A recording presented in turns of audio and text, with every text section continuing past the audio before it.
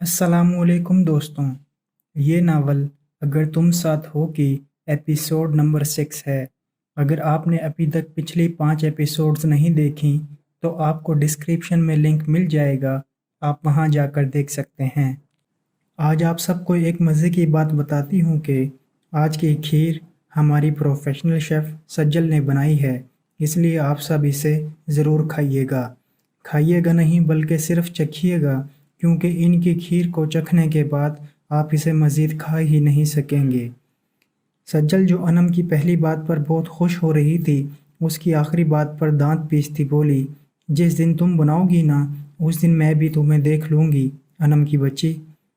अनम इसकी बात को नज़रअंदाज करती प्लेट में खीर डालने लगी और बाकी सबको भी सर्व करने लगी। सबसे पहले खीर रोहाब के हिस्से में आई, इसलिए उसने खाना भी पहले शुरू कर दी। ये क्या बना है? क्या तुम्हें खीर बनाने का भी ढंग नहीं? उसने खीर बामुश्किल निगली और प्लेट परे खिसका कर पानी पीने लगा। सज्जल जो खीर वाला चम्मच अभी मुंह तक लेकर जाने ही वाली थी, रोहाब की इस बात पर उसका चम्मच हवा में ही रह गया। क्या हुआ रोहाब भाई, क्या खीर अच्छी नहीं बनी? सज्जल नासमझी से पूछने लगी। खा कर देखो तो तुम्हें पता चले कि कितनी को अच्छी बनी है। खाने का दिल नहीं चाह रहा। कोई इतनी भी चीनी डालता है खीर में? लगता है पूरे का पूरा डब्बा ही उलट दिया है। तुमने तो मीठा जहर बना दिया है इसको। लो पकड़ो और खाओ अकेली ही तुम इसे। रोहाब अपनी प्लेट उसके सामने पटकता हुआ लंबे लंबे ढंग भरता हुआ वहां से उठकर चला गया, जबकि सज्जल की आंखों में नमकीन पानी भर आया। उससे पहले कि वो भी उठ के जाती, मोहित जल्दी से बोला, हद करते हैं भाई भी, अच्छी भली तो है खीर, क्या हुआ अगर चीनी थोड़ी ज़्यादा हो गई? चीनी ही तो है, कोई नमक थोड़ी ना है। वैसे तो बहुत अच्छी बनी है ये। मोहित ने चम्मच भर कर खीर मुंह में डाल ली। चीनी वाकई में बहुत ज़्यादा थी, मगर मोहित उसका रोता हुआ चेहरा देखना नहीं चाहता था, इसलिए ज़बरदस्ती मुस्कुराता हुआ खीर खाने लगा। मोहित भाई बिल्कुल ठीक कह रहे हैं, सज्जल आपकी अच्छी भली तो बनी है खीर। अनम ने भी ये कहते हुए खीर खाना शुरू कर दी। अनम सानिया से ज़्यादा सज्जल से करीब थी, क्योंकि वो सानिया की तरह खुद सर और ज़िद्दी नहीं थी। थोड़ी लापरवाह थी, मगर वो किसी का दिल नहीं तोड़ती थी, और यही बात अनम को उसकी बहुत पसंद थी। सानिया ने भी प्लेट पर एक खिसका दी। मुआरिज इन दोनों की हाँ में हाँ मिलाने लगी, मगर सानिया की तरह खीर खाने की हिम्मत उसमें भी नहीं थी। सजल बेटा क्या हो गया अगर चीनी थोड़ी ज़्यादा हो गई? आज पहली दफ़ा बनाई है ना, बनाती रहोगी तो आहिस्ता आहिस्ता सीख जाओगी। समरीन ने उसे प्यार से कहा। वो तो खुश थीं कि आज पहली बार चाहे ठीक ना सही, मगर सज्जल ने कुछ बनाया तो सही। सज्जल ने देखा कि पापा, बड़ी मामा और बड़े पापा भी चुपचाप खीर खा रहे थे। उसने अपने आंसू साफ किए और मुस्कुरा दी। रोहाब ने सुबह वाली हरकत और अब कीर दोनों का गुस्सा एक साथ ही निकाला था, मगर सज्जल सिर्फ एक रोहाब की वजह से मूड ख़राब करके बाकी सब की मोहब्बतों को नज़रअंदाज नहीं करना चाहती थी, इसलिए मुस्कुराती हुई खुद भी खीर खाने लगी। और पता है, फिर खुद ब खुद मेरी आंखों से आंसू बहना शुरू हो गए। बंदा अगर तारीफ नहीं कर सकता तो कम से कम बुराई भी मत करे, मगर नहीं, इन्होंने तो मेरी अच्छी खासी बेइज्जती करके रख दी। सज्जल ने कल वाला वाकया अभिया को सुनाया। अच्छा, अब तुम रात की तरह फिर से रोने मत लग जाना, क्योंकि आज मैं तुम्हें ज़बरदस्त सी खीर बनाना सिखाने वाली हूँ, और जितने दिन शादी में रह गए हैं उतने दिन तुम रोज़ मेरे पास आओगी और मैं तुम्हें खाना बनाना सिखाऊंगी, ओके? अभिया ने उसे खुश करने के लिए कहा, और सज्जल वाकई में खुश हो गई और बोली, सच में आपी? हाँ, सच में सिखाऊंगी। अब तुम फ्रिज में से दूध निकालो और मैं खीर के लिए चावल भिगो लूँ। सज्जल ने दूध वाली केतली निकाल कर शेल्फ पर रखी। जब ज़रमीन किचन में दाखिल हुई, अभिया, मैं ज़रा तुम्हारे मामू की तरफ जा रही हूँ, रोमान आए तो उसे ये लिस्ट देकर चीज़ें मंगवा लेना। उन्होंने लिस्ट अभिया को थमाई और फिर सज्जल से पूछने लगीं, सज्जल बेटा, रमीज़ और रफ़ीक भाई घर पर ही हैं ना? पापा तो ऑफिस में हैं पुप्पो, मगर बड़े पापा घर ही हैं। उसने उन्हें बताया तो वो उसे हिलाती हुई किचन से निकल गईं। आखिर शादी का इंतज़ार करते करते मेहंदी का दिन आन ही पहुंचा। ज़ारून शादी से 8 दिन पहले पाकिस्तान वापस आया था। दोनों घरों के अंदर और बाहर रंग बिरंगी लाइटें सजा दी गईं। مہندی کے فنکشن کا انتظام لان میں کیا گیا تھا۔ مہندی چاروں کی اکٹھی کی جانی تھی اور زرمین کے گھر کی جانی تھی۔ سجل کب سے تیار ہو کر بیٹھی ہوئی تھی، مگر معارج کی تیاری ختم ہی نہیں ہو رہی تھی۔ وہ مہندی رنگ کی فراق میں بغیر کسی میک اپ کے بہت پیاری لگ رہی تھی۔ اس نے زبردستی معارج کو شیشے کے سامنے سے ہٹایا اور اس کا ہاتھ پکڑتی ہوئی اسے نیچے لان میں لے آئی۔ اوفو سجل، مجھے پوری طرح سے تیار تو ہونے دیتی، معارج نے اپنا ہاتھ چھڑواتے ہوئے کہا اور بال سیٹ کرنے لگی۔ اچھی بھلی تیار ہو تو گئی ہو، پلیز باقی کا میک اپ شادی کے دوسرے فنکشنز کے لیے بھی سنبھال کر رکھ لو، پر ابھی تو موہت سے گجرے منگواؤ، مجھے پہننے ہیں۔ اس کو گجرے بہت پسند تھے۔ ہاں میں بھی کہوں کلائیوں میں کچھ کمی سی محسوس ہو رہی ہے، معارج نے کہا تو سجل نے اس کی کلائیوں کو دیکھا جن میں ڈھیروں ڈھیر چوڑیاں پہننے کے باوجود بھی ابھی گجروں کی کمی باقی تھی۔ میں موہت کو گجروں کا کہہ کر آئی۔ معارج گیٹ کے پاس کھڑے موہت کو گجرے لانے کا کہنے چلی گئی۔ انم ادھر آؤ، موہت نے ستون کے ساتھ ٹیک لگا کر کھڑی انم کو اپنے پاس بلایا۔ جی موہت بھائی، کچھ کام ہے کیا؟ اس نے پاس آتے ہوئے پوچھا۔ نہیں کام نہیں ہے، تم بس اپنی کلائی آگے کرو۔ کیوں، کیا نبض چیک کرنی ہے میری؟ مگر وہ تو الحمدللہ نارمل رفتار سے چل رہی ہے، انم نے نہ سمجھتے ہوئے کہا۔ تم بھی نہ حد کرتی ہو انو، بس میں نے کہا نا کلائی آگے کرو تو مطلب کرو۔ اس کے یہ کہنے پر انم نے اپنی کلائی فوراً اس کے سامنے کر دی۔ موہت نے شاپر سے گجرے نکال کر اس کی کلائیوں میں پہنا دیے۔ کچھ ہی فاصلے پر کھڑا روحاب ان دونوں کو دیکھ کر مسکرا دیا۔ موہت کے دل میں انم کے لیے جو جذبات تھے وہ روحاب سے چھپے ہوئے نہیں تھے۔ وہ 2 ہی گجرے لے کر آیا تھا جو کہ اس نے انم کو پہنا دیے۔ موہت بھائی، میں نے تو گجرے نہیں منگوائے، وہ گجروں کو اپنی کلائیوں میں گھماتی ہوئی بتانے لگی۔ ہاں جانتا ہوں تم نے نہیں منگوائے، مگر انہیں دیکھ کر میرا دل کیا کہ تمہارے لیے لے جاؤں تو بس لے آیا۔ جھوٹا کہیں کا، کیا سچ میں؟ تھینک یو سو مچ موہت بھائی، انم نے خوش ہوتے ہوئے اسے شکریہ کہا اور معارج اور سجل کے پاس چلی آئی جو کہ کب سے گجروں کا انتظار کر رہی تھیں۔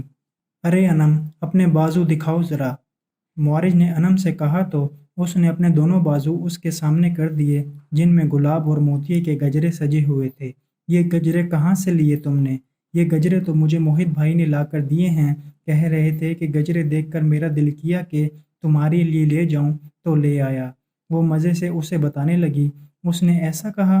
سجل معارج کے بولنے سے پہلے ہی بول پڑی، جبکہ گجرے تو ہم نے اس سے منگوائے ہیں۔ جھوٹا کہیں کا، چلو معارج لے کر آئیں اس سے گجرے۔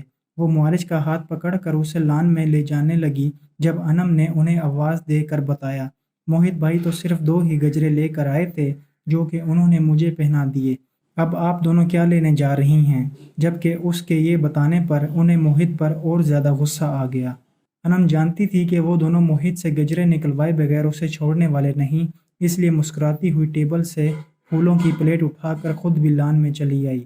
موہت میرے پیارے بھائی، اب شاباش، ذرا جلدی سے یہ بتانا کہ ہم دونوں نے جو گجرے منگوائے تھے وہ کہاں ہیں؟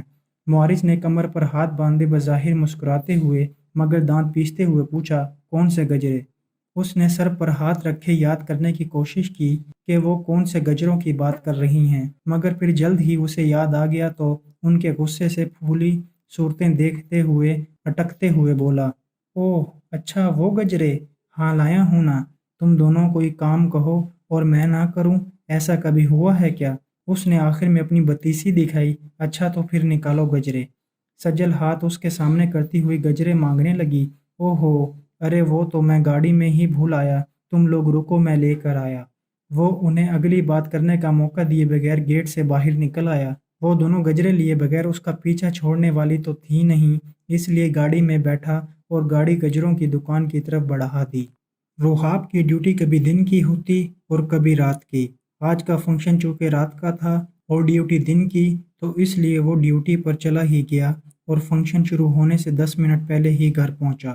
وہ لان میں کھڑا تھا جب اوپر سے کسی نے پھول برسائے۔ پھولوں کی خوشبو سے اس نے پہلے تو 2 چھینکیں ماری اور پھر نظریں اٹھا کر اوپر دیکھا جہاں سے پھولوں کی برسات ہوئی تھی، اور وہاں اوپر کھڑی سجل مسکرا رہی تھی۔ روحاب کو لگا کہ شاید اس کی نظریں دھوکہ کھا رہی ہیں، کیونکہ سجل اسے دیکھ کر ہمیشہ گھبراتی تھی نہ کہ مسکراتی تھی، اور آج تو مسکرانے کے ساتھ ساتھ پھول بھی برسائے گئے تھے۔ سجل کسی چیز سے ٹھوکر لگنے کی وجہ سے خود کو سنبھال نہیں پائی تھی، اس لیے جا کر سیدھا گرل کے ساتھ لگی، جس کی وجہ سے سارے پھول نیچے گر گئے۔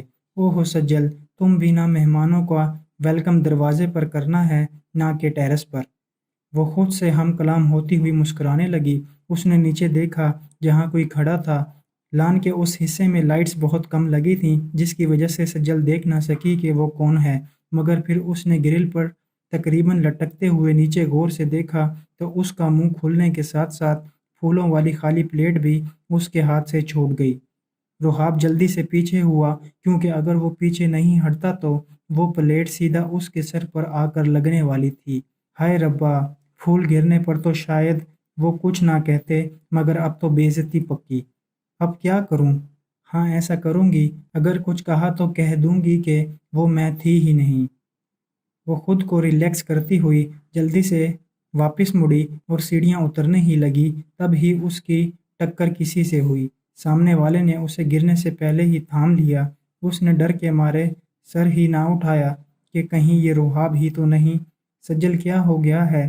دھیان سے چلو نا۔ ارے زارون بھائی، آپ شکر ہے آپ ہیں۔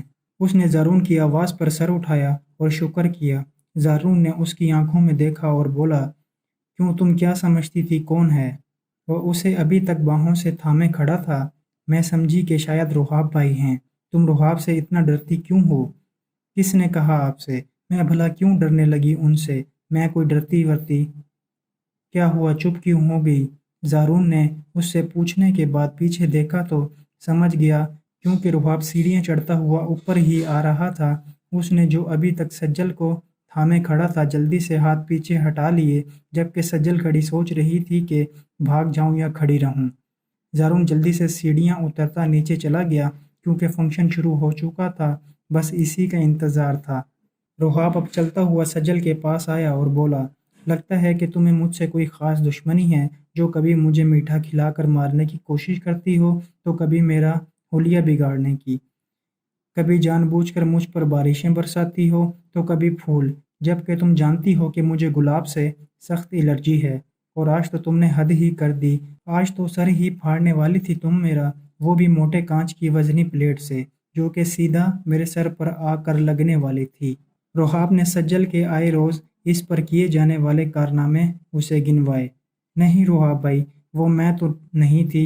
اس نے سوچا سمجھا جو اب اسے سنا دیا۔ اگر مجھے دکھائی بھی نہ دیتا ہوتا تو بھی مجھے معلوم ہی ہوتا کہ وہ تمہارے علاوہ کوئی اور ہو ہی نہیں سکتا، کیونکہ ایسے الٹے سیدھے کام کرنا صرف تمہارے ہاتھوں کو ہی پسند ہیں۔ اب جاؤ جلدی سے نیچے، معالج کب سے تمہیں ڈھونڈ رہی ہے، مگر تم یہاں کام بگاڑنے کے موقع تلاش کر رہی ہو شاید۔ اس کو یاد آیا کہ وہ معالج کو 2 منٹ کا بول کر اوپر آئی تھی اور اب پورے 10 منٹ ہو گئے تھے۔ رحاب کے کہنے کی دیر تھی کہ وہ گرل کو تھامتی سیڑھیاں اترنے لگی، تاکہ کہیں جلدی کے چکر میں وہ گر ہی نہ جائے۔